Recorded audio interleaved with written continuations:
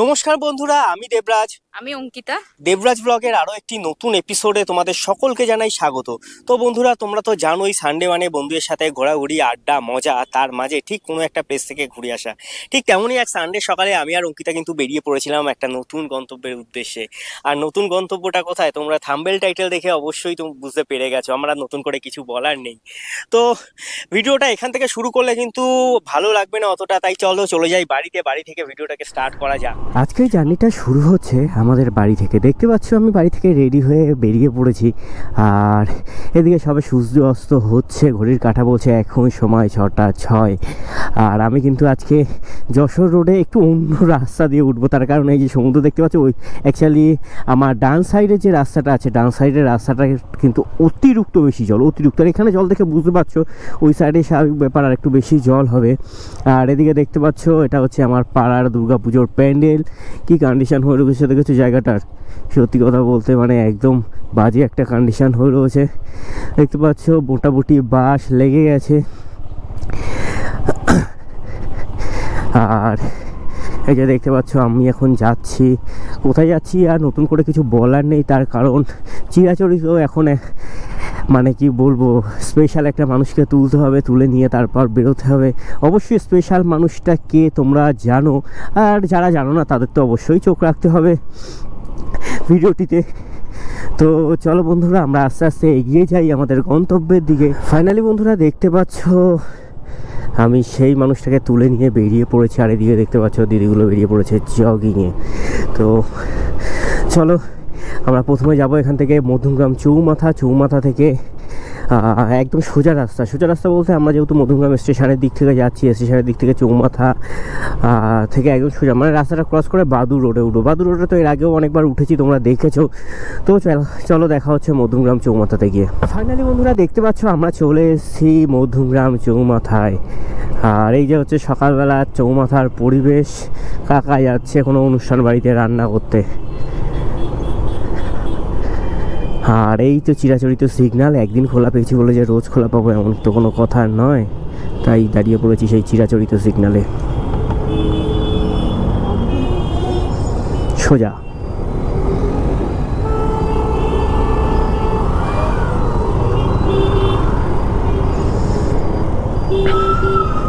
বাহ, যাই হোক আজকে সিগন্যালে বেশিক্ষণ দাঁড়াতে হলো না। আর আমরা এখন উঠে গেছি বাদুর রোডে। আর বাদুর রোডে এই সকালবেলাটা কিন্তু একটু জ্যাম হয়, কারণ ট্রাকের জ্যামটা থেকেই যায়। রাত্রিবেলার ট্রাকের জ্যাম ক্লিয়ার হয় না, সেই ট্রাকের জ্যামটা মোটামুটি থেকে যায়। তবে আজকে রাস্তা মোটামুটি ক্লিয়ার আছে। আর এদিকে দেখতে পাচ্ছ সূর্যি মামা উঠে গেছে। সূর্যি মামা অলরেডি তাপ বিকিরণ করা শুরু করে দিয়েছে। তবে আজকে যে প্লেসটায় যাচ্ছি তোমরা থাম্বনেল টাইটেল দেখে তো অবশ্যই বুঝে গেছো। আমি ভেবেছিলাম সকালবেলা যাবো বলে অ্যালার্মটাও দিয়েছিলাম অনেক সকালে, কিন্তু ঘুম ভাঙতে সেই 5টা বেজেই গেছে। এবার 5টা বাজে, তারপরে রেডি হতে যেটুকু টাইম লাগে।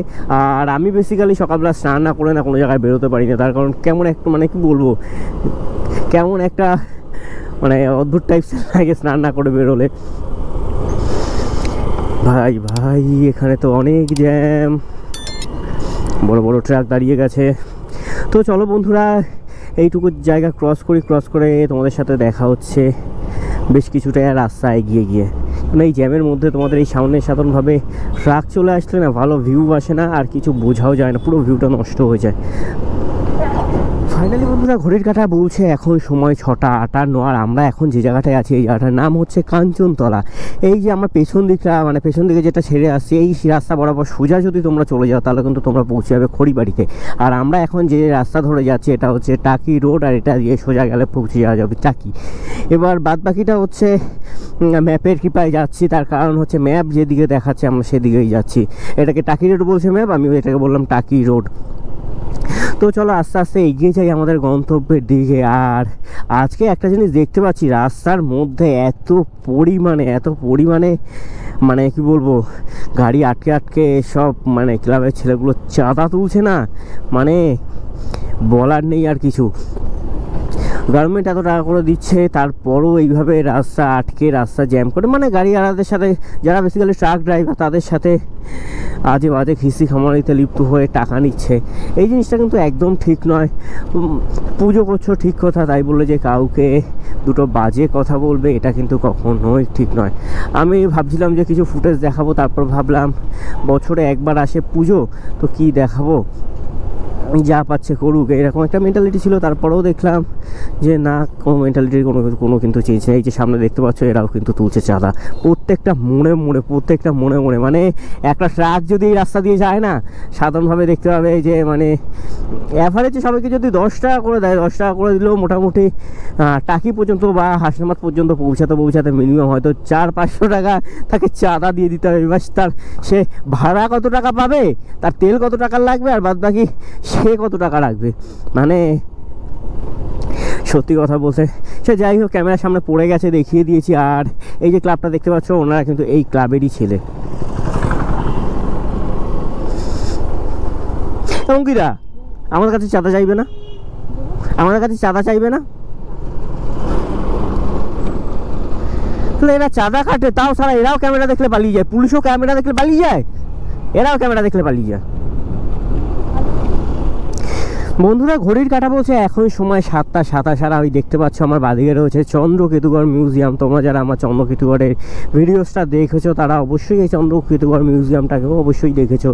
আর এদিকে বেশ কিছুটা সামনে গেলে রয়েছে তোমার প্রাচীন সেই চন্দ্রকেতুগড়ের যে খনন কার্য। আর এদিকে দেখতে পাচ্ছ আরও মানে পুরো রাস্তা ভর্তি চাঁদা আর চাঁদা। ভাই কত চাঁদা দেবে তোদের?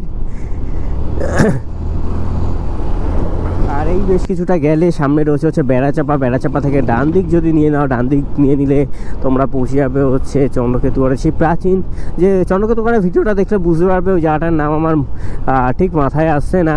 আর বাদিক গেল তো একদম সামনেই রয়েছে সেই খনন কার্যস্থলটা, যেখানে মন্দির অনেক কিছুই মোটামুটি পাওয়া গেছে, অনেক ধ্বংসাবশেষই পাওয়া গেছে।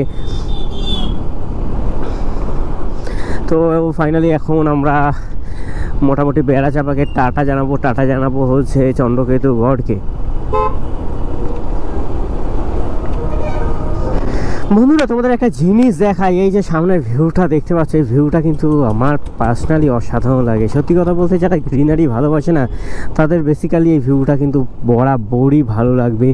আর এই মানে বারবার তোমাদের তো দেখাই। আর এই জায়গাটার নাম হচ্ছে বিষ্ণুপুর। অ্যাকচুয়ালি এটা মাটিয়া থানার আন্ডারেই পড়ে। আমি দেখলাম একটু আগে মাটিয়া থানার একটা পোস্টার রয়েছে, এটা মাটিয়া থানা, মোটামুটি এটা মাটিয়া থানার আন্ডারে পড়ে। আর এইদিকে আরেকটা জিনিস দেখতে পাচ্ছি, রাস্তার দুধারে কিন্তু ঠিক এইভাবে পাট কাটি মানে পাট গাছটাকে প্রথমে জলে ভেজানো হয়, জলে ভিজিয়ে পাটের তন্তুটাকে ছাড়িয়ে নেওয়া হয়, ছাড়িয়ে নেওয়ার পরে যে পাট কাঠিগুলো এইভাবে সুন্দরভাবে পুরো রাস্তা বরাবর সাজিয়ে রেখেছে। দেখো ওই জায়গাটাকে ক্রস করলাম, ক্রস করার পরে বেশ কিছুটা এগিয়ে এলাম, এই যে দেখো এখানেও কিন্তু সেই সেম জিনিসটা। মানে গ্রাম বাংলার সত্যি কথা বলতে এটা একটি গ্রাম বলা চলে না, এটা কিন্তু মফস্বল এরিয়া। আর আমরা যে জায়গায় যাচ্ছি ওটা কিন্তু প্রপার একদম গ্রামের মধ্যেই পড়ে, দেখতে পাচ্ছ। দেখো মানে এমন সুন্দর একটা মানে কি বলবো, আর কিছু বলারই। তোমরা আশা করি ব্লগটাকে খুব এনজয় করবে।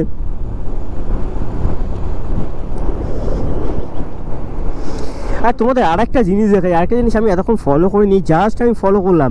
এখন কিন্তু গুগল ম্যাপস দেখলাম আগের দিন আপডেট চেয়েছিল, আমি আপডেট করেছি। আপডেট করার পর থেকে দেখো যেখানে যেমন স্পিড লিমিট সেটা কিন্তু অলরেডি ম্যাপের মধ্যে মেনশন করে দিয়েছে। আর এই যে এই রাস্তাটার স্পিড লিমিট হচ্ছে তোমার 50।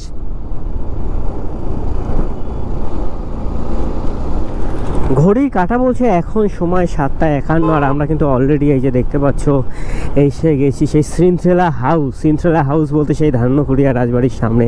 আর এই যে দেখতে পাচ্ছ শৃঙ্খলা হাউসের সামনে বড় একটা পাইপ ফেলে রেখেছে, যার জন্য সামনেরটুকু হয়তো পুরোটা দেখাতে পারলাম না। তবে আই বাটনে আমি ভিডিওসটা দিয়ে দেবো আমাদের ধান্যকুড়িয়া রাজবাড়ির ভিডিওসটা। প্রথম যেমন যেন একটা কি বলবো, ইউটিউবার ফার্স্ট টাইমে যেমন এডিট করে ভিডিও আপলোড করে সেই টাইপের পুরো এডিট করে ভিডিও। অবশ্যই আমরা এখানে নেক্সট টাইম আবার ভিজিট করার চেষ্টা করব। তবে এখন পুরনো ভিডিওটাই আমি আই বাটনে দিয়ে দিলাম, দেখে নিও, আশা করি তোমাদের ভালো লাগবে। আর এদিকে দেখতে পাচ্ছ কচুরিপানায় কিন্তু অজস্র ফুল ফুটে গেছে, বেগুনি কালারের ফুল। আর এই শীত আসছে কিন্তু খুব বেশি দেরি নেই। শীত আসছে মানে ভ্রমণপ্রিয় বাঙালি বেরিয়ে পড়বে বিভিন্ন জায়গায়, মানে কি বলবো, ঘোরার উদ্দেশ্যে, পিকনিকের উদ্দেশ্যে। তো আমি ভাবছি যে ভ্রমণ প্রিয় বাঙালিদের জন্য একটা যদি আলাদা মানে কি বলবো প্লেলিস্ট বানানো যায়, যে যেখানে শুধু শীতকালের বিভিন্ন রকম গন্তব্য, মানে শীতকালে যে সমস্ত অফবিট প্লেসগুলো আছে, যেগুলো শীতকালে সাধারণভাবে পিকনিকের জন্য বা আদার্স যে সমস্ত কি বলবো এর জন্য বিখ্যাত, সেই সমস্ত জিনিসগুলো সাধারণভাবে তুলে ধরবো। দেখতে পাচ্ছ ওই জায়গাটার নাম হচ্ছে খোলাপোতা। আর খোলাপোতা থেকে কিন্তু আমরা নিয়ে নেবো ডান দিক দিয়ে এই যে গলিটা দেখতে পাচ্ছ, এই গলিটার মধ্যে ঢুকে যাব।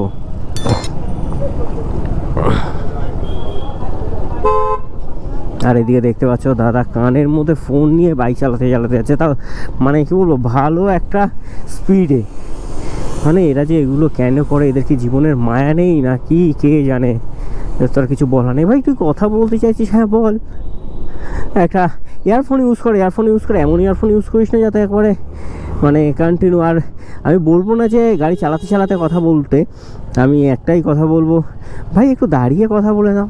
অত ব্যস্ততা কিসের ভাই? ওই একটা মিনিট কথা বলতে গিয়ে অন্যমনস্ক হয়ে তোমার জীবন চলে যেতে পারে, এরকম একটা ব্যাপার। আর খোলাপোতা থেকে যে রাস্তাটায় আমরা এই যে ঢুকে গেছি, এই যে রাস্তাটা, এটা কিন্তু চম্পাপুকুর রোড। চম্পাপুকুর রোড। এই চম্পাপুকুর রোড ধরে বরাবর যাচ্ছি, কিন্তু এই সামনে এটা যত সম্ভব একদম গ্রামের মধ্যে দিয়ে। আর রাস্তাটা দেখো জাস্ট ওয়াও, হয়ে কি রাস্তা, গ্রামের মধ্যে দিয়ে, গ্রামের অসাধারণ একটা রাস্তা।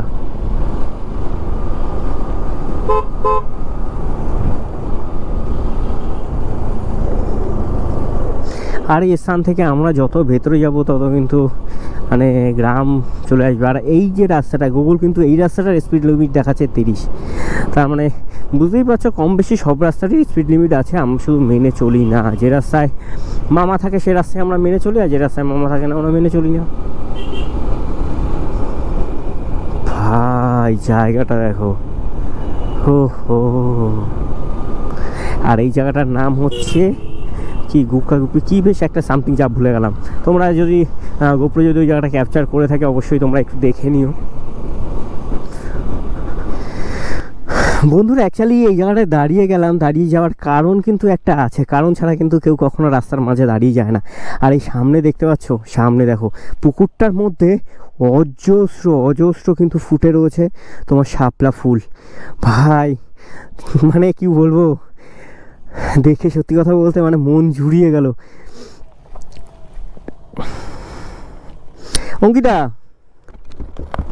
অঙ্কিতা কাকিমা, জায়গাটা দেখে দাঁড়ালাম, জায়গাটা কেমন লাগছে বল? খুব ভালো। তোর ভালো ছাড়া আর কিছু আছে মুখে? আছে কিছু? শুধু ভালো। ঠিক আছে চলো বন্ধুরা, তোমাদের তো জায়গাটা দেখিয়ে দিলাম, খুব সুন্দর লাগলো জায়গাটা, যার জন্য আমি দাঁড়ালাম। তো এবার বেরোতে হবে, তার কারণ প্রচুর পরিমাণে রোদ উঠে যাচ্ছে। আর একেবারে মানে কি বলবো, এটা টার্নিং মোড়ে সাধারণভাবে বাইক নিয়ে কখনো দাঁড়ানো উচিত নয়, বাইক কি কোনো গাড়ি নিয়েও দাঁড়ানো উচিত নয়। তো চলো আবার আমরা রওনা হই আমাদের গন্তব্যের দিকে। আর আমাদের গন্তব্য এখান থেকে মাত্র 6.6 কিলোমিটার, খুব বেশি রাস্তা নয়, দেখতে পৌঁছে যাব। আর গুগল বলছে আমাদের সময় লাগবে মাত্র আর 14 মিনিট। আর আমরা যদি এইভাবে যাই 14 মিনিট কেন, 140 মিনিটও কিছু হবে না। তো চলো আস্তে আস্তে আমরা এগিয়ে যেতে থাকি। ফাইনালি ঘড়ির কাঁটা বলছে এখন সময় 8:14। আর আমরা কিন্তু এখন যে জায়গাটায় আছি এটা হচ্ছে আন্দুলপোতা হাই স্কুল।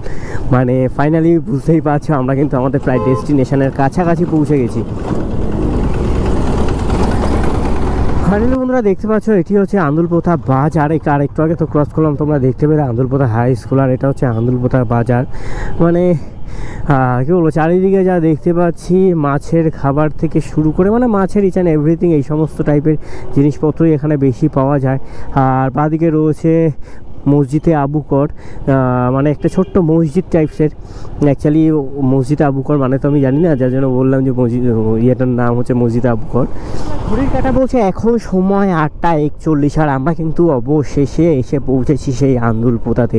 আন্দুলপোতা একটু আগে দেখালাম তোমাদের, আন্দুলপোতা স্কুল। তারপর দেখলাম আন্দুলপোতা বাজার, আর আন্দুলপোতা বাজারের থেকে বাদেই নিয়ে আমরা কিন্তু ঢুকে গেছি আন্দুলপোতা যে ফিশারিগুলো আছে, কেউ ফিশারি বলো, কেউ বা বলো মাছের ভেরি, সেই দিকটায়। আর এই যে দেখতে পাচ্ছ সামনে কি বলবো, জনবসতি মোটামুটি দেখছি ভালোই আছে দুধার ধরে। এবার আমি কিছু কিছু ভিডিওতে দেখেছি সামনের দিকটা যত যাব তত কিন্তু জনবসতি কমে আসবে। আর এদিকে দেখতে পাচ্ছ কাকা নিয়ে যাচ্ছে জ্বালানি কাঠ, অ্যাকচুয়ালি এই কাঠগুলো দিয়ে এই যে দেখতে পাচ্ছ কেটে শুকিয়ে জ্বালানি করবে।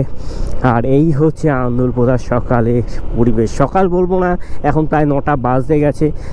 আর ভিডিওতে যে তোমরা রাস্তাগুলো ঘাটগুলো দেখতে খুব সুন্দর, একেবারে ঝকঝকে চকচকে রাস্তাঘাট কিন্তু আগের মতো নেই।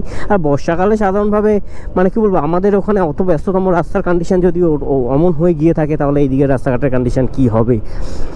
মানে রাস্তাঘাটের অবস্থা একেবারে পুরো মানে যাচ্ছে না, তাই এক ভাঙা চোরা রাস্তা পুরো চারিদিকে।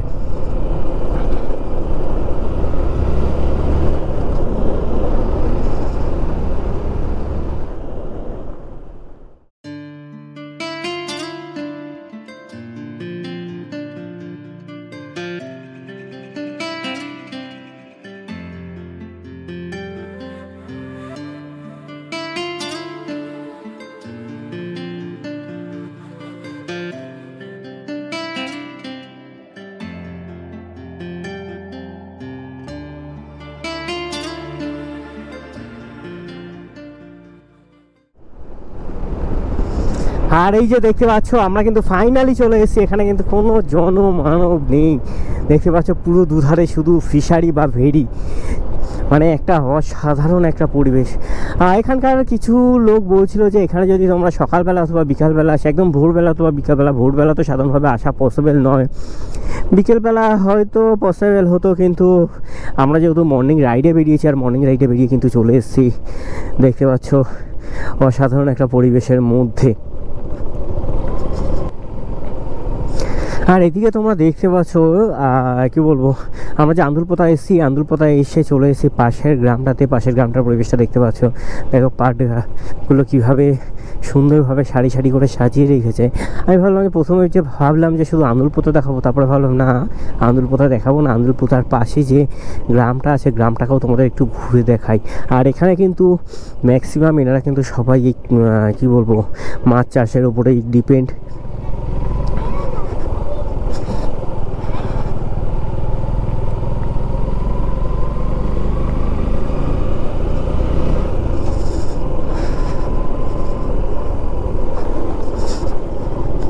আর এই যে ইনি যে ইয়েগুলো রোদে দিচ্ছে, এটা কিন্তু মাছের খাবার। মাছের খাবার অ্যাকচুয়ালি ভিজে গেছে, ভিজে যাওয়ার জন্য উনি রোদে দিয়ে আই থিঙ্ক হয়তো সাধারণভাবে বর্ষাকালে তো জানো খাবার টাবার কি সব কিছুই ভিজে যায় কম বেশি, তাই উনি একটু শুকিয়ে মোটামুটি তুলে নিল। তো চলো বন্ধুরা, এবার তোমরা কিছু দেখে নাও সিনেম্যাটিক, আশা করি তোমাদের সকলের ভালো লাগবে।